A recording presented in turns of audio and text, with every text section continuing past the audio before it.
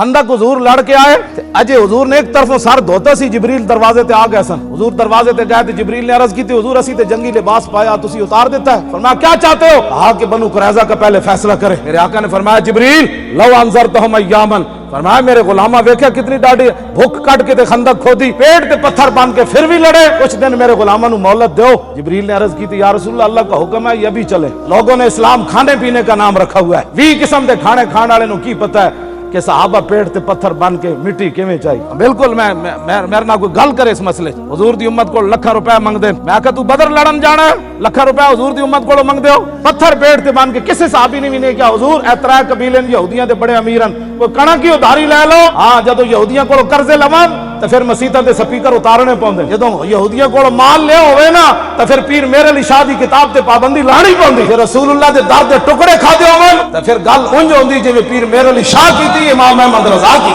آج لوگ ہمیں کوئی نیا دین پڑھانا چاہتے ہیں، کسی صحابی نے بھی نہیں کیا. حضور اجے تک کمر بھی سیدھی نہیں کیتی، ہتھیار بھی اجے سواریاں تو نہیں اتارے. میرے آقا نے حضرت بلال نو فرمایا اذان دیو. بے وقت اذان دا مطلب ہے اسی سارے جمع ہو جاؤ. جب صحابہ جمع ہو گئے تو حضور نے فرمایا چلیے بنو قریظہ. کسی ایک صحابی نے بھی نہیں کیا حضور میرے ڈڈ وچ پیڑ ہے. اور ساری فوج پھر ادھر چل پئی.